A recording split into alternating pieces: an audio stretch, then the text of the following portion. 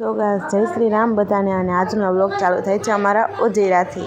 એને જો મમ્મી મસ્ત મજાનું નવડાવે છે. આમ જો કિની પ્લસ શેમ્પૂથી મોઢું ઘસીને ધોઈ દીધું અને એ જો હાથમાં પણ નથી રહેતી. આમ જો એના હાથ મારે છે, એના નખ બહુ વાગે.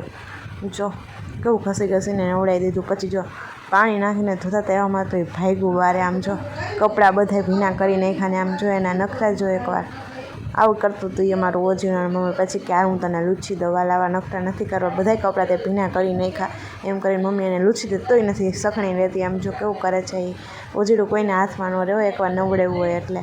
અને પછી મમ્મી મારી હાટે ઘઉં અને ચોખા લઈ આવ્યા તો આપણે ખાઈ લીધા. અને બેન જો કરતી હતી મજૂરી કામ. અને ઓજીને એવામાં હું દ્રાક્ષ લેવીને તો એને હેઠી ન બેસે, ઉપર ચડી ગઈ. એને દ્રાક્ષ પણ બહુ ભાવે.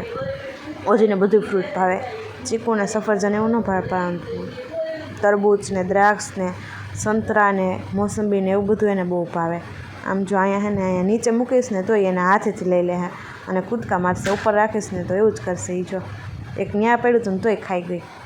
ગોતીને ખાઈ જમજો એ કરે. એ આવી રીતે એ દ્રાક્ષ ને બધું ખાય. આપણે ઉપર ગમે એટલું રાખીને તોય કૂદકો મારીને ખાઈ લેજો. જો અહીંયા હાથેથી લઈ લેજો. જો કેવું ક્યુટ લાગે છે મારું ઓજડું. હવે આમ જો એક પછી એક એ ખાવા જ માંડી હતી. અને નીચે મૂકીને તોય હાથેથી આમ જો લઈ લેતી હતી. મારી પાસે પતી ગઈ ને તો મમ્મી પાસે ગઈ. જો સો ગાઈસ આજના વ્લોગમાં આટલું જ. Bye bye.